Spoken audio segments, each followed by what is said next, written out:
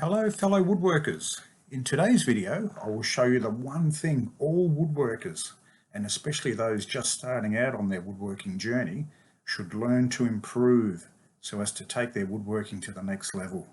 Stick around and I will show you what that number one thing is. I will start by just showing you the setup I have in my workshop, which is simply a standard 6 metre by 6 metre 2-car brick garage where we park our 2 cars every night. I have used the left-hand side of the garage wall as my main tool storage and workbench area, and also have a tool wall, wood lathe and grinder on about half of the back wall.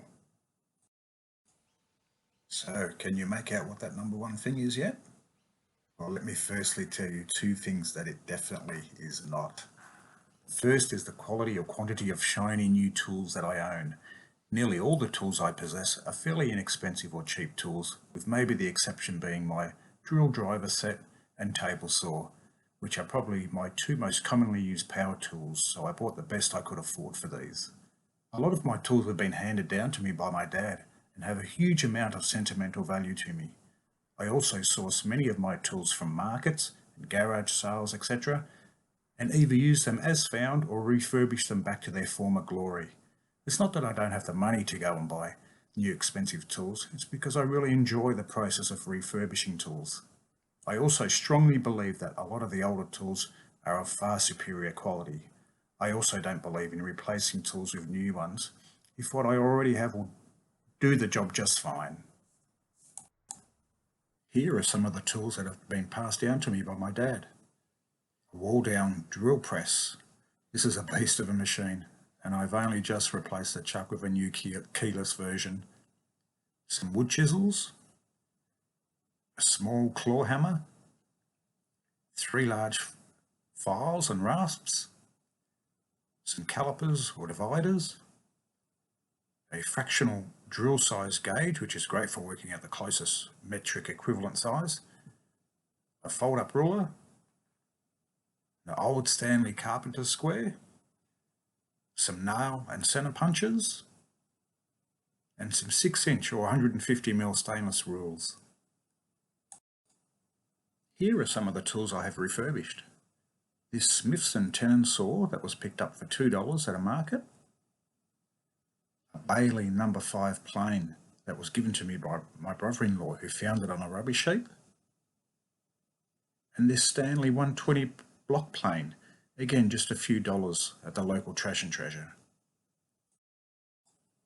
And here are some cheap finds from markets and garage sales. $5 for a couple of Sheffield Engineers squares. $5 for a good quality Diston tenon saw. And a couple of dollars for some bronze Eclipse saw set. So have you guessed what that number one thing is that will take your woodworking to the next level?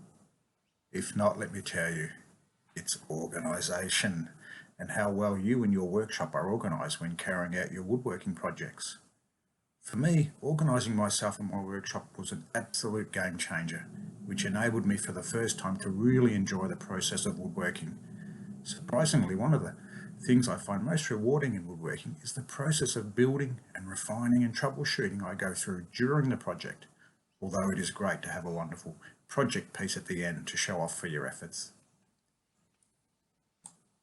Prior to me being organised, and I'm sure a lot of you will be familiar with this, was that I did not enjoy the process at all until I figured out to organise myself in my workshop. I used to get so frustrated and disillusioned when working on my projects, and this frustration, which often turned to impatience, showed in the projects I was working on. I made mistakes which cost me time, money, and only served to increase the frustration levels. Why was I so frustrated and disillusioned? And again, most of you who don't have your workshops organised will relate to this, was because I could not find anything, and it would take me 5, 10, 20 minutes just to locate, for example, a saw which I had left covered by scrapped wood in a drawer from a previous project. I could not find my tools or hardware or materials which I knew I had, but could not find because it was all scattered over various possible locations throughout my garage, my underhouse storage area, my back shed, etc., etc. There were many occasions where I would buy new hardware like screws, etc., only to find these same items I already had at home later on. The process of woodworking for me was not enjoyable and took far longer than it should, and I guess at its worst was even a safety hazard for myself, as I would impatiently try to drill or cut or sand something, which often led to a visit to the medicine cabinet for some band-aids. The major benefit of being organised and having your workshop organised is, for me, that I can now enjoy my woodworking in a peaceful and enjoyable manner, and I know exactly where 100% of my tools and hardware and materials are kept. Now I can literally stand at my workbench and locate any of my tools within about 5 seconds. It's that easy, from a tenon saw to a Stanley knife to my stainless steel rules or pencils, or even, for example, my 6mm 1/4" drive socket. Not only are my tools easily locatable now, it is also an absolute pleasure to clean up after having worked on my projects, because every tool or piece of hardware has a home, which I know off by heart. It takes me just a minute or two to put my tools away and to clear my workbench ready for the next project. Another great benefit of my organised tool wall is I can easily see when something is missing or not in its place. Trust me, folks, get yourself and your shop organised and your projects will change from a frustrating chore to a pleasurable and rewarding experience. Please subscribe if you'd like to see more content like this one, or give us a thumbs up or leave a comment. For my next woodworking video, I will go into more detail as to how I got my shop organised. See you all next time.